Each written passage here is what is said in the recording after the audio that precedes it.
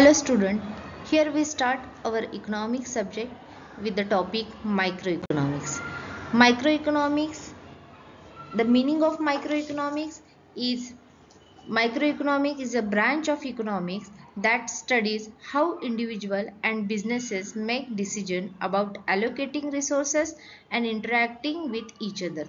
It focuses on individual markets, sectors, or industries rather than the economy as a whole.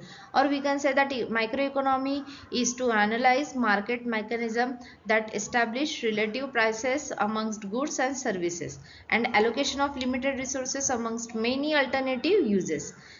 This is also, we can say that, very small, a single observation taking to study in microeconomy. There have some definition of microeconomy. In that, microeconomy is a study of individual, household and firms behavior in decision making and allocating of resources. Also, some definitions is there. Microeconomy is concerned with the economic activity of economic units as consumers, resource owners and business firms. Then our next point is nature of microeconomy. In that, first one is supply and demand. Supply and demand is one of the most critical concept at the microeconomic level. This is the comparison of the level of consumer demand for particular goods to the available supply in the marketplace. In highly competitive industries in which consumers possesses many choices, supply might exceed demand. Over time, this can cause some businesses to fail. The second point is pricing. Business pricing strategy correlated strongly with the microeconomic factor. The ideal or equilibrium price point exists at the point at which quantities supplied in the market exactly equals demand. The higher your prices, the lower the size of the population who will buy them.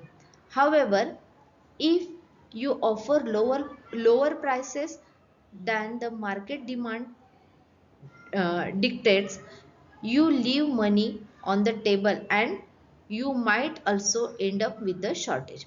The next nature of microeconomy is research and promotion. In that, understanding microeconomic help in effectively researching and promoting product. Research is useful in investigating potential consumer demand and in developing products that best match desired benefit. This benefit you once you pay for advertising and use other promotional techniques to promote your brand. The next point is scope of microeconomics. Microeconomics deals with the allocation of resources for the achievement of different end. Then scope of microeconomic can discuss with the following some points. In that, theory of demand is there. Theory of demand is study how the demand for the commodity is determined and what is the law of demand. In that, theory of demand refer to the demand for the consumer and his maximum satisfaction. Also explain the consumer distribute his limited income on the purchases of different types of goods and commodities and services. Then next point is theory of production. In theory of production, it is also studies the theory relating to production of goods. A firm carries out production with the help of factor of production. Under theory of production, one studies production function and the law governing production of goods. Then the next nature is theory of price determination. In that, microeconomy also deal with the theory of price determination. Besides analyzing the conditions of the demand and supply, theory of price determination seeks to explain how the price of goods produced under different market conditions such as perfect market, monopoly, etc. is determined. So we can say that this one is also nature of microeconomy. Then the next point is theory of factor pricing. In that, income received by the sale of goods produced with the help of different factor of production is distributed among these factors in the form of factor price, namely rent, wages, interest and profit. How the price, or we can say that remuneration of each factor of production is determined, is a problem that deals with the distribution of income, and so is studied under the microeconomics. The next point is optimum allocation of resources. Microeconomy is also concerned with the optimum allocation of resources, that is how efficiently resources are distributed among the consumer and producer. A consumer or a firm is in equilibrium when there is optimum allocation of resources. Microeconomy therefore study the conditions necessary for achieving equilibrium. And the last but not least point is welfare economic. Microeconomy also studies welfare economic. Welfare economy spells out an ideal economy. It deals with the welfare of the people, and consumer and producer is also there. Then the next point is scope of microeconomics. In that, some points are there. In that, first one is theory of demand, which was we discussed before that. The theory of demand, it studies how the demand for a commodity is determined and what is the law of demand. Theory of demand refer to the demand of the consumer and his maximum satisfaction. Maximum satisfaction is very important. For that, it studies how a consumer distributed his limited income on the purchase of the different goods at different prices so as to get maximum satisfaction. The next scope of microeconomy is theory of production. It is also studied the theory related to production of a firm carries out production with the help of factors of production. Under theory of production, one study production function and the law governing production of goods and services. The next point is next scope of the microeconomy is theory of price determination. Price determination means to decide the prices of the commodity. In that, microeconomy also deals with the theory of price determination, where analyzing the conditions of demand and supply. Theory of price determination seeks to explain how the price of goods produced under different market conditions such as perfect market, monopoly, etc. is determined. So conditions of demand and supply, the prices of the product, goods and services are determined. The next point is theory of factor pricing. In that, income earned by the sale of goods produced with the help of different factor of production is distributed among these very factor of in the form of factor price, namely rent, wages, interest and profit. How the prices or remuneration of each factor of production is determined is a problem that deals with the distribution of income, and so is studied under microeconomics. Then the next point is optimum allocation of resources. In that, we can say that the optimum allocation of resources, that is how efficiently resources are distributed among the consumers and producers. A consumer or a firm is in equilibrium when there is an optimum allocation of resources. Then in microeconomics, we study the conditions necessary for achieving equilibrium. And the last but not least point is welfare economics. For the welfare of the economy, microeconomy is very important. Microeconomy also study welfare economics. Welfare economics spells out an ideal economy. It deals with the welfare of the people as consumer and producer. Then our next slide is importance of microeconomics. Importance of microeconomics, in that there have some points. First one is operation of an economy. In that, microeconomy explain the functioning of an economy. It tells whether different constituents of the economy, namely consumer, firms, etc., these are functioning efficiently or not. Then second point is prediction.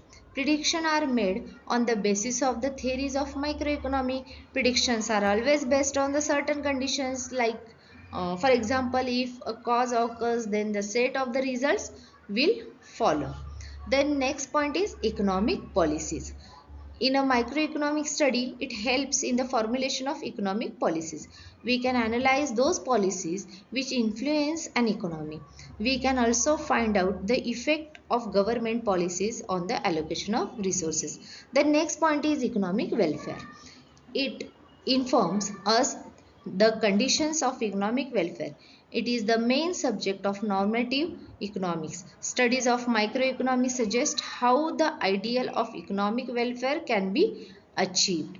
Then the next point is managerial decisions. Business firms helps to make the use of microeconomy to make managerial decisions. They take decisions on the basis of cost and demand analysis. The next point is helps in international trade. Microeconomy is used to explain the gains from the international trade, balance of trade and payment. So, as well as they explain the disequilibrium and the determination of foreign exchange rate. It is relative um, ethnicities of demand for each other's production products that determines the gain from international trade. Then next point is optimum utilization of factor production. It may also find the situation of optimum utilization of resources for a consumer and also producer by the help of microeconomy. Microeconomy provides the law of substitution by which a consumer will maximize his satisfaction when the ratio of substitution by which a consumer will maximize his satisfaction level. Then the next point is helpful in public finance. Microeconomics is also helpful. Uh, it also make analysis which is used to explain the factors which is determine the distribution of the incidence or burden of the commodity tax between producer and the seller on the one hand and the consumer on the other hand. So microeconomic analysis is applied to show the damage done to the social welfare or economic efficiency by the imposition of a tax. If it is assumed that the resources are optimally allocated or maximum social welfare prevails before the imposition of a tax. Then next point is operation of an economy. Microeconomics explain the functioning of an economy. It tells whether different constituents of the economy, like namely consumers, firms, etc., are functioning efficiently or not. Then the next point is explain functioning of the market economy. In that, microeconomics explain the working of the capitalist economy when individual units, for example, producers and consumers, are free to take their own decision.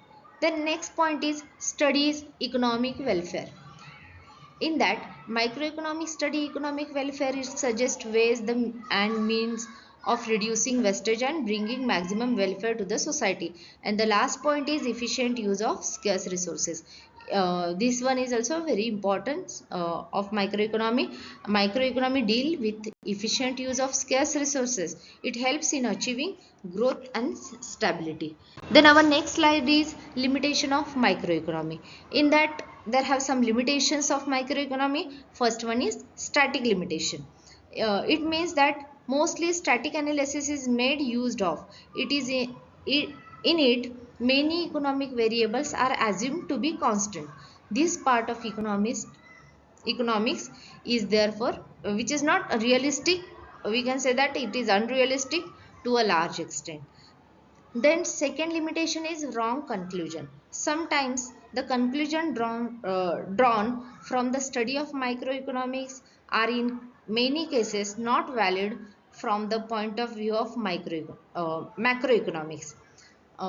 In microeconomy, we say that saving is a virtue so far as an individual is concerned, but if it is viewed from macro angle, that is, if the entire population beings to save more than, and there will be fall in aggregate demand. Then next limitation is unrealistic assumptions. Unrealistic assumptions means this is also a limitation of microeconomy. This economic analysis is based on many unrealistic assumptions like prevalence of full employment and perfect competition in the economy. In real life, these assumptions are not found. And uh, the last point is limited scope. Microeconomics has limited scope. Study of many important economic policies and problems like fiscal policy, monetary policy, inflation, unemployment, etc. These are some limitations of microeconomy, and some other points we will discuss in our next video. Thank you.